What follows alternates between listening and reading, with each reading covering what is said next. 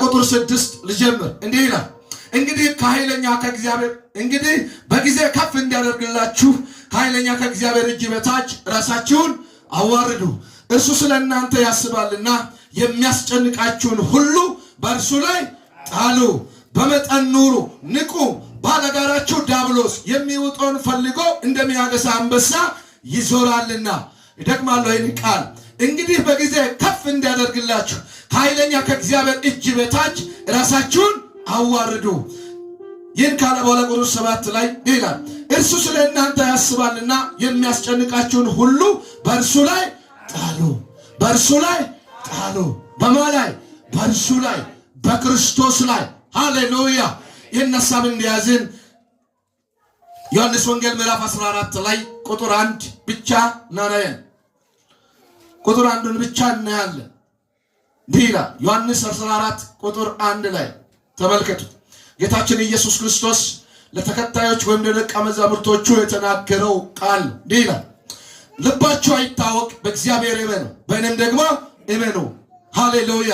ደግማለሁ ይህን ቃል ልባችሁ አይታወክ፣ በእኔ እመኑ፣ በእግዚአብሔር እመኑ፣ በእኔም ደግሞ እመኑ። ደግማለሁ ይህን ሐሳብ ልባችሁ አይታወክ፣ በእግዚአብሔር እመኑ፣ በእኔም ደግሞ እመኑ።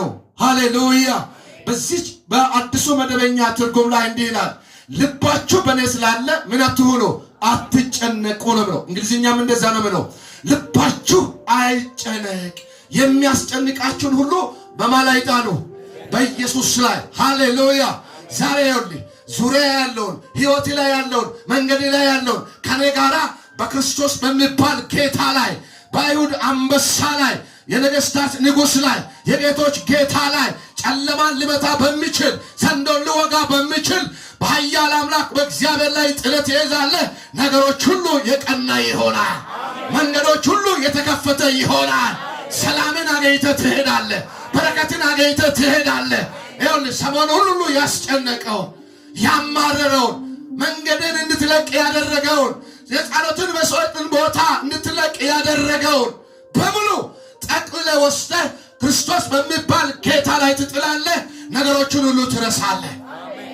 አረ የገባሰው በደንብ አድርገው አሜን ይበል። ሃሌሉያ። ደስ ነው ያለው እግዚአብሔር ቃል ሲናገር እንግዲህ በጊዜ ከፍ እንዲያደርግላችሁ ከኃይለኛ ከእግዚአብሔር እጅ በታች ራሳችሁን ጣሉት ካለ በኋላ ይሄ አንድ አረፍተ ነገር። ሁለተኛ እንደዚህ ነው ያለው። ክብር ለኢየሱስ ይሁን። በደንብ አድርጋችሁ አሜን በለዋ። ሃሌሉያ። እርሱ ስለ እናንተ ምን ያደርጋል? ያስባል። በቃ አለቀ። ኢየሱስ ጌታ። እርሱ ስለ እናንተ ያስባል። ስለ ምግብ ያስባል፣ ስለ ጤና ያስባል፣ ስለ ኑሮ ያስባል፣ ስለ ቤት፣ ስለ ትዳር፣ ስለ ልጅ ያስባል፣ ስለ ስራር ያስባል፣ ስለ ነገ ዕድል ፋንታ ያስባል። እነዚህ ነገሮችን ሁሉ ከዛም የሚበልጠውን ነገሮችን እሱ ራሱ እግዚአብሔር ስለሚያስብ አንተ ያለውን ሐሳቦችን ሁሉ በዚህ ምሽት በክርስቶስ ላይ ትጥላለህ። አሜን ባርጋ አሜን በላ። ሃሌሉያ። አይምሮ ላይ ይዘህ ያለውን ጎትተህ ይዘህ ተሸክመህ ያለውን